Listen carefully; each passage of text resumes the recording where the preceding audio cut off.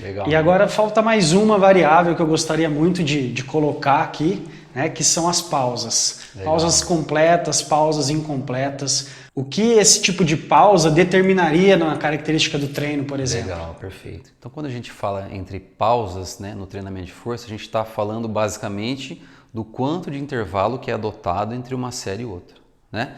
E a magnitude dessas pausas vai direcionar de maneira bastante específica qual é o metabolismo energético predominante durante a execução do exercício.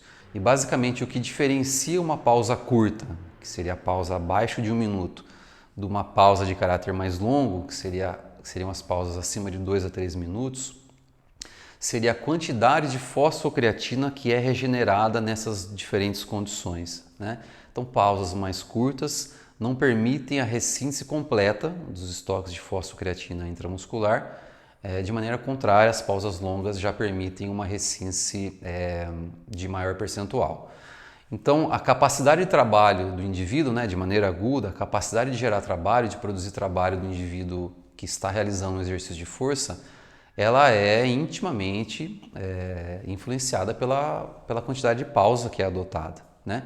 Então, a gente sabe que as pausas mais longas estimulam uma mobilização de carga maior comparativamente às pausas mais curtas. E do ponto de vista crônico, né, pensando em adaptação de força e hipertrofia, quando a gente compara diferentes pausas com o mesmo número de séries, cronicamente as pausas mais longas tendem a induzir maior adaptação de hipertrofia e força justamente por essa justificativa, né? O indivíduo consegue mobilizar mais carga e isso cronicamente vai se traduzir em maior resposta hipertrófica. Mas a gente sabe que do ponto de vista prático, para quem está ali na academia, para quem está ali no estudo de personal, a gente não tem uma disponibilidade de tempo tão grande para implementar o treino com o nosso aluno, né? Às vezes a gente tem 40 minutos, 50 minutos. Então o uso de pausas mais longas fica um pouquinho mais limitado. Então uma forma que a gente pode equalizar o resultado, né? Mesmo utilizando pausas mais curtas, é aumentar a quantidade a quilagem total que o aluno utiliza, simplesmente adotando um número maior de séries, mesmo com uma quantidade de pausa mais curta.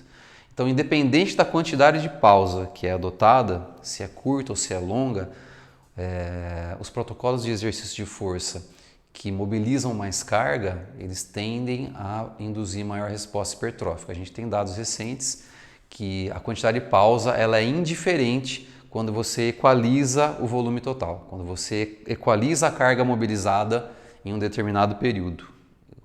A quantidade de pausa que é adotada nessas condições de equalização de carga, ela não interfere na resposta adaptativa. Muito bom, professor. Em termos práticos, então, por exemplo, né, vamos tentar exemplificar isso que você disse.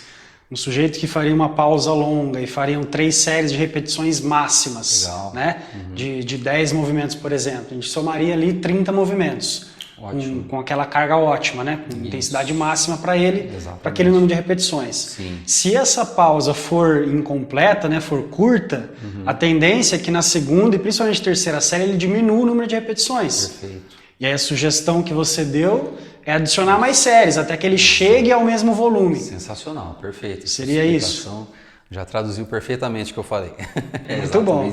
Isso é bom porque, assim, às vezes a gente pega a gente entende a relação da pausa, a gente consegue perceber que seria melhor, vamos dizer assim, né? Nem sempre, mas vamos colocar que seria melhor para que o sujeito mobilizasse mais carga dentro daquela sessão que eu planejei. Exatamente. Só que às vezes, em termos práticos, a gente não tem tempo, como você disse, né? Por isso é importante entender os fenômenos para a gente conseguir adaptar. Maravilha. Né? E mais do que ficar pensando em método ou sistema já pronto para isso, a gente compreender tudo isso e depois a gente mesmo consegue aplicar na prática, Com certeza, Renan. Isso aí que você falou é muito importante, né? Uma outra forma de você aplicar, Renan, esse conceito de diferentes pausas é você atrelar isso ao tipo de exercício que você está realizando. Então, por exemplo, exercícios de caráter multiarticular, eles trazem uma demanda neural, uma demanda cardiovascular maior, né?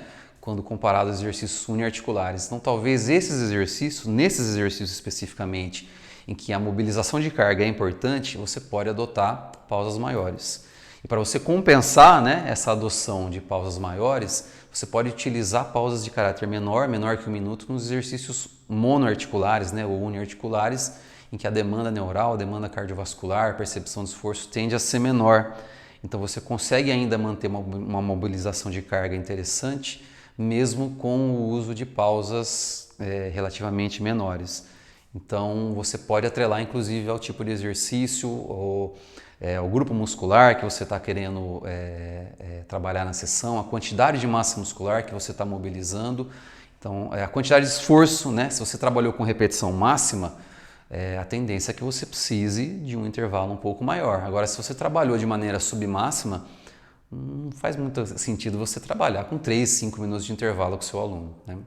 Muito bom, muito obrigado, professor. Eu agradeço. Foi mais um dia, agradecendo ao professor Júlio Benvenuti por nos receber aqui.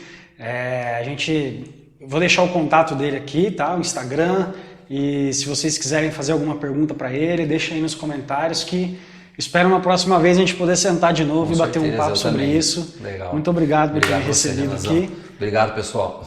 Até mais, um abraço. Tchau, tchau.